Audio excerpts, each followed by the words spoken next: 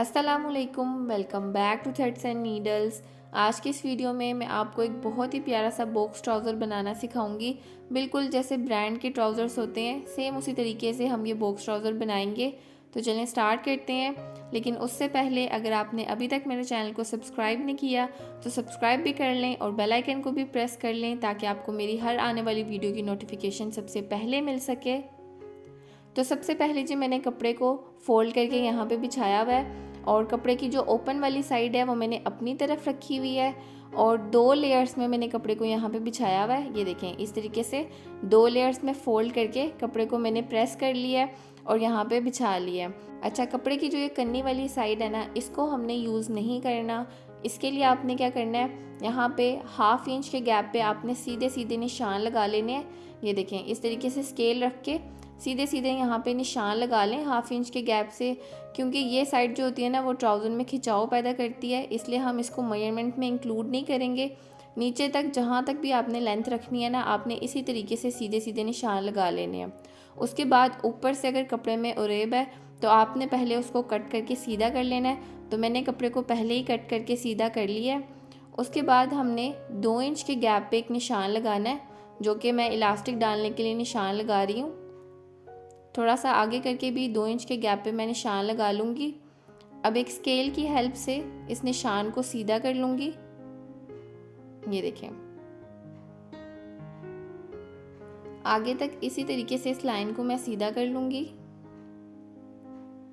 अच्छा, इलास्टिक का निशान लगाने के बाद अब मैं ट्राउज़र की लेंथ का निशान लगाऊंगी। तो 2 इंच का जो हमने ऊपर मार्जिन छोड़ा है उसके नीचे से हमने ट्राउज़र की लेंथ मेजर करनी है, ठीक है। तो मैं ट्राउज़र की लेंथ यहाँ पे 37 इंचेस रख रही हूँ। एक निशान मैंने 37 इंच पे लगाया है और नीचे जो फोल्डिंग का मार्जिन रखना है वो मैं 3 इंच का रख रही हूँ, तो मैंने एक निशान 40 इंचेस पे लगाया है, ठीक है। जो 37 इंचेस वाला निशान है वो हमारी ट्राउज़र की तैयार लेंथ होगी। अब एक स्केल से इस लाइन को मैं सीधा कर लूँगी। आगे तक आपने इसी तरीके से इस लाइन को सीधा करना है और जो नीचे हमने मार्जिन का निशान लगाया है उसको भी आपने सीधा कर लेना है। ये देखें, इसके बाद ऊपर से इलास्टिक का मार्जिन छोड़ के उसके नीचे से हमने आसन की लेंथ मेजर करनी है। तो मैं आसन की लेंथ यहाँ पे तकरीबन 13 इंचेस रख रही हूँ। अच्छा, ये जो बॉक्स ट्राउज़र है ना, इसमें आपने आसन की लेंथ बहुत ज़्यादा नहीं रखनी। अगर आप आसन की लेंथ ज़्यादा रखेंगे तो ट्राउज़र की अच्छी शेप नहीं आएगी। 13 इंचेस पे मैंने एक निशान लगा लिया है। अब इस निशान को भी स्केल की हेल्प से मैं सीधा कर लूँगी। आगे तक इसी तरीके से इस लाइन को मैं बढ़ा लूँगी। अच्छा, जो भी निशान आपने लगाने हैं ना वो थोड़े आगे तक लगाने हैं ताकि बाद में आपको कोई मसला ना हो, आपको निशान एक्सटेंड ना करने पड़े। इसके बाद हमने आसन की चौड़ाई का निशान लगाना है। तो ऊपर से आसन की चौड़ाई के लिए मैं 12 इंच पे निशान लगा रही हूँ और नीचे से भी मैं 12 इंच पे निशान लगाऊंगी आसन की चौड़ाई के लिए। साइड पे ये जो हमने निशान लगाया ना, इसको छोड़ के आपने आगे से 12 इंच काउंट करना है, ठीक है। साइड वाला ये जो सीधा सीधा निशान है इसको आपने काउंट नहीं करना, जैसा कि मैंने आपको पहले भी बता दिया था, ठीक है। तो 12 इंच पे मैंने निशान लगा दिया है। इसके बाद इसके अंदर हमने 2 इंच एक्स्ट्रा ऐड करना है लूजिंग के लिए, ट्राउज़र की शेप देने के लिए 2 इंच ऐड करेंगे तो ये हो जाएगा 14 इंच, ठीक है। 14 इंच पे मैं एक और निशान लगा लूँगी। ये देखें इस तरीके से, ठीक है। अब जो ये पहले वाले 2 निशान है ना, इनको मैं सीधा सीधा स्केल से ज्वाइन कर दूँगी। ये देखें इस तरीके से। अच्छा, मैं ये ट्राउज़र जो है ना, ये सारी मेजरमेंट्स मीडियम साइज़ के लिए हैं। तो अगर आपने मीडियम साइज़ का ट्राउज़र बनाना हो तो आप ये मेजरमेंट्स यूज़ कर सकते हैं। अब आगे वाले निशान को इस तरीके से मिलाते हुए हल्की सी गुलाई दे देनी है। ये देखें इस तरीके से ट्राउज़र की आपने गुलाई दे लेनी है। अब हमने दोबारा से इंच टेप यहाँ पे रखना है। ये 14 इंच था, इसको हम इस तरीके से फोल्ड करके रखेंगे और फोल्ड करके सेंटर में एक निशान लगा लेंगे, ठीक है। तो सेंटर में हमारी जो यहाँ पे मार्क है वो 7 इंचेस पे आया है। नीचे भी इसी तरीके से 7 इंचेस पे हमने एक निशान लगा लेना है। अब सेंटर वाले दोनों निशानों को हम स्केल से या इंचेस टेप से भी आप कर सकते हैं। इस तरीके से आपने यहाँ पे एक सीधा सीधा निशान लगा लेना है। ये देखें,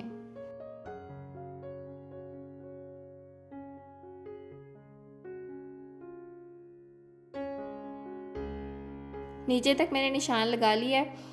अब हमने जो पोंचा है ना वो तकरीबन बॉक्स ट्राउज़र का 10 से 12 इंच होता है, मैं 10 इंच रख रही हूँ। तो 5 इंच आपने लाइन के एक साइड पे रखना है और 5 इंच लाइन के दूसरी साइड पे रखना है।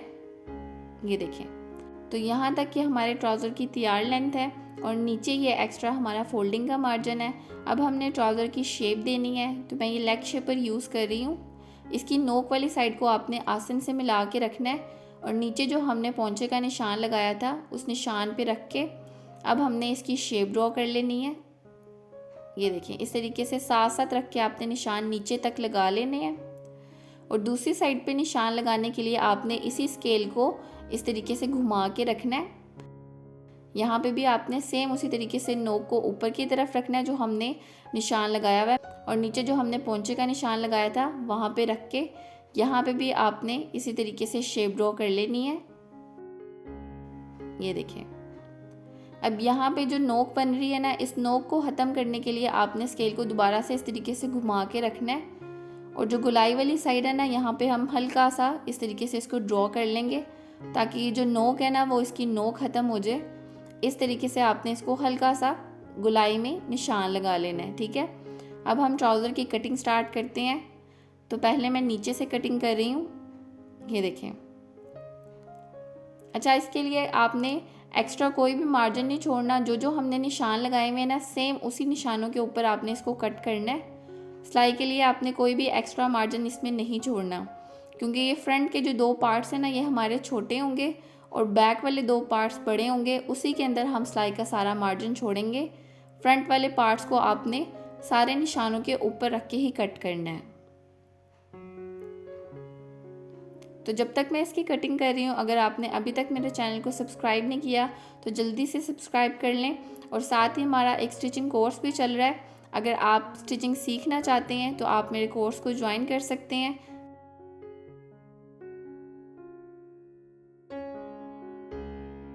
तो ये देखिए, इस तरीके से ट्राउज़र के फ्रंट पार्ट्स की कटिंग हो गई है। अब इसको मैं साइड पे कर दूंगी। तो बैक पार्ट की कटिंग के लिए मैंने बाकी बचे हुए कपड़े को बिछा लिया है और ऊपर से 2 इंच का गैप छोड़ के फिर आपने फ्रंट के जो पार्ट हमने कट किए थे उनको इस तरीके से कपड़े के ऊपर बिछा लेना है। ठीक है, उसके बाद आपने क्या करना है कि आसन वाली साइड से आपने 2 इंच के गैप पे एक निशान लगाना है। ये देखें, यहाँ पे एक निशान मैंने लगा लिया है। इस लाइन को मैं थोड़ा सा बढ़ा लूँगी। अब ऊपर वाली साइड से भी 2 इंच के गैप पे एक निशान लगा लें। ठीक है, और यहाँ ऊपर की तरफ 2 इंच के गैप पे मैं एक निशान लगा रही हूँ। अब इन सारे निशानों को आपने शेप देनी है। तो पहले यहाँ पे मैं सीधी लाइन लगा लूँगी, ये देखें, इस तरीके से। उसके बाद नीचे से इसको हल्के सी राउंड शेप देनी है, जैसे हमने फ्रंट के पार्ट में दी थी सेम उसी तरीके से हल्की सी गुलाई देनी है आपने यहाँ पे। उसके बाद नीचे वाली साइड से भी आपने 2-2 इंच के गैप पे निशान लगाने हैं।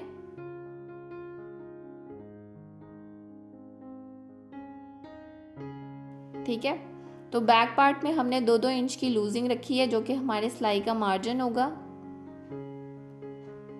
अब लेग शेपर की हेल्प से आप इसको शेप दे लें। बिल्कुल निशान के साथ रख के ना आपने इसकी शेप ड्रॉ कर लेनी है।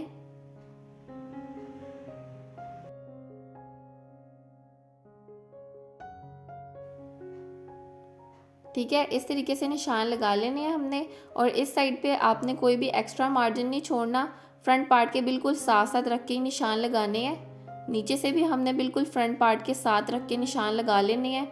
उसके बाद ऊपर वाली साइड से जो हमने 2 इंच का एक्स्ट्रा गैप छोड़ा था बैक पार्ट के लिए, उसको आपने किस तरीके से एडजस्ट करना है वो देख लें। बैक पार्ट को आपने आसन वाली साइड से ना फ्रंट पार्ट से 2 इंच बड़ा रखना है, ये देखें। ठीक है, लेकिन इस साइड से आपने फ्रंट और बैक दोनों पार्ट्स को मिला के रखना है। तो उसके लिए आप क्या करेंगे, एक स्केल की हेल्प से इस तरीके से एक तिरछा निशान लगा लें। तो बैक पार्ट को आसन वाली साइड से 2 इंच बड़ा इसलिए रखते हैं ताकि उठने बैठने में आसानी हो और ट्राउज़र में खिंचाव ना आए। अब इस निशान के ऊपर आपने इसको कटिंग कर लेना है, ये देखें। ठीक है, इसकी यहाँ पे हल्की सी तिरछी कटिंग हुई है। अब नीचे वाली साइड से भी हम इसको कटिंग कर लेंगे, ये देखें। यहाँ से आपने बिल्कुल फ्रंट पार्ट के साथ साथ रख के इसको कटिंग करना है। यहाँ पे हमने कोई भी एक्स्ट्रा मार्जिन नहीं छोड़ना, क्योंकि दूसरी साइड पे हमने 2-2 इंच के एक्स्ट्रा गैप छोड़ दी है, वही हमारा सिलाई का मार्जिन है। उसके अलावा कोई भी आपने एक्स्ट्रा मार्जिन नहीं छोड़ना। ठीक हो गया। अब दूसरी साइड से भी जो हमने निशान लगाए हैं बिल्कुल उस निशान के ऊपर ऊपर आपने कटिंग करनी है।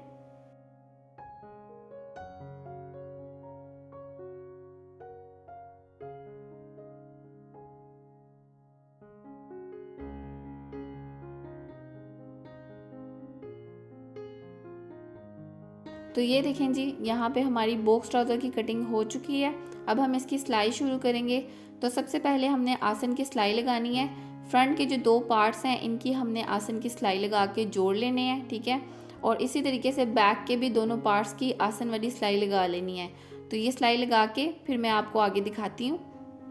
तो ये देखें जी, ये बैक पार्ट की मैंने आसन की सिलाई लगा ली थी, ठीक है। और इसी तरीके से जो फ्रंट के 2 पार्ट्स थे उनकी भी आसन की सिलाई लगा के मैंने इनको जोड़ लिया था। इसके बाद आपने ट्राउज़र के फ्रंट और बैक को इस तरीके से मिला के रखना है। कपड़े की सीधी साइड अंदर की तरफ रखनी है और साइड्स को मिलाना है। ये देखें, इस तरीके से साइड को मिला के रखना है। और अब हमने साइड वाली सिलाई लगानी है। अच्छा, यहाँ पे आप एक चीज़ देखेंगे कि जो हमारे फ्रंट और बैक की आसन वाली सिलाई है ना, वो नहीं मिल रही। तो आपने आसन वाली सिलाई को मिलाने की कोशिश नहीं करनी, इसको हम बाद में सेट करेंगे। फ़िलहाल आपने पहले एक साइड की सिलाई लगानी है और फिर दूसरी साइड से भी फ्रंट और बैक के पल्लों को मिला के आपने इस साइड पे भी सिलाई लगा लेनी है। ये देखें, इस तरीके से आपने कपड़े को मिला के रखना है। और नीचे तक आपने जैसे जैसे ट्राउज़र की शेप आ रही है ना, वैसे वैसे आपने बिल्कुल सीधी सीधी साइड की सिलाई लगा के इसको तैयार कर लेना है। तो ये देखें जी, मैंने इसको साइडों की सिलाई लगा ली है। और जब आप साइड की सिलाई लगा लेंगे ना, फिर आपने आसन वाली सिलाई को मिलाना है, ठीक है। उसके बाद आप देखेंगे कि जो हमारे फ्रंट के 2 छोटे पार्ट्स हैं और बैक के जो पार्ट है ना, वो फोल्ड होके इस तरीके से आगे की तरफ आ जाएंगे और आपकी फिर ट्राउज़र की आसन की सिलाई मैच हो जाएगी। उसके बाद हमने नीचे से ट्राउज़र के पोंचों को फोल्ड करना है। तो नीचे हमने जो एक्स्ट्रा मार्जिन का निशान लगाया था, इस निशान के ऊपर ही हम इसको फोल्ड करेंगे। ये देखें, मैंने 3 इंच का गैप रखा हुआ है। अगर आप थोड़ा सा चौड़ा फोल्ड करना चाहते हैं तो आप 4 इंच भी रख सकते हैं। इस तरीके से पहले आप फोल्ड करके चाहें तो इसको प्रेस कर लें। उसके बाद थोड़ा सा कपड़ा इस तरीके से अंदर की तरफ फोल्ड करके यहाँ पे इसके बिल्कुल किनारे किनारे पे सिलाई लगानी है। तो मैंने दोनों पोंचों को इसी तरीके से फोल्ड करके सिलाई लगा ली है। अगर आप चाहें तो आप तरपाई भी कर सकते हैं। उसके बाद आपने इसको इस तरीके से फोल्ड करना है और आसन वाली साइड से पकड़ के दोनों पोंचों को अब आपने सेट कर लेना है। ये देखें, इस तरीके से दोनों पोंचों को पकड़ के इस तरीके से आपने ट्राउज़र को सेट कर लेना है। अब हम ट्राउज़र की फ़िटिंग के लिए निशान लगाएंगे। तो इसमें हमने बहुत ज़्यादा मार्जिन नहीं छोड़ा हुआ, तो हम सिर्फ 1/2 इंच के गैप पे ही सिलाई के लिए निशान लगाएंगे। ये देखें, इस तरीके से स्केल रख के मैं निशान लगा रही हूँ।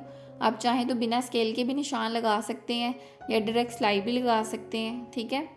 तो ये ट्राउज़र के फिटिंग के निशान मैंने लगा लिए हैं। बिल्कुल इस निशान के ऊपर ऊपर मैं इसकी सिलाई लगा लूँगी। साथ ही मैं आपको इलास्टिक का भी बता देती हूँ। तो ट्राउज़र के लिए मैं यहाँ पे 13 इंच का इलास्टिक ले रही हूँ। डबल करके 13 इंच आपने लेना है। ये देखें, इस तरीके से। अच्छा, इलास्टिक किस तरह से लगाते हैं वो 2 डिफरेंट तरीक़ों से मैं पहले भी लगाना सिखा चुकी हूँ। उन वीडियोस का लिंक मैं डिस्क्रिप्शन बॉक्स में भी डाल दूँगी और वीडियो के लास्ट में भी मेंशन कर दूँगी। तो इलास्टिक और फिटिंग की सिलाई लगा के फिर मैं आपको ट्राउज़र दिखाती हूँ। अच्छा जी, तो मैंने ट्राउज़र में इलास्टिक भी लगा दी है और इसकी फ़िटिंग की सिलाई लगा के इसकी क्रीज बना के इसको प्रेस कर लिया है। ट्राउज़र की ये जो साइड की सिलाई होती है, इसको और फिटिंग वाली सिलाई को दोनों को आपने इस तरीके से मिला के फिर इसको प्रेस करना है। तो इसकी क्रीज बन जाएगी। जैसे हम पैंट ट्राउज़र की बनाते हैं, सेम उसी तरीके से आपने इसकी क्रीज बनानी है। और इसके अलावा ट्राउज़र का जो बॉटम है ना, वो मैंने यहाँ पे तकरीबन 10 इंच रखा है। अगर आप और ज़्यादा लूज़ पहनना चाहते हैं तो आप 12 इंच भी रख सकते हैं, लेकिन हमेशा आपने इसकी क्रीज बना के इसको प्रेस करना है। तो पहनने के बाद इसकी बहुत अच्छी लुक आएगी। तो ये थी जी आज की वीडियो। आई होप कि आपको ये वीडियो पसंद आई होगी और वीडियो आपके लिए यूज़फुल रही होगी। तो वीडियो को लाइक, शेयर और कमेंट करना ना भूलें। साथ ही मेरे चैनल को भी सब्सक्राइब कर लें और बेल आइकन को प्रेस कर लें ताकि आपको मेरी हर आने वाली वीडियो की नोटिफिकेशन सबसे पहले मिल सके। तो मिलते हैं अगली वीडियो के साथ, तब तक के लिए अल्लाह हाफिज़।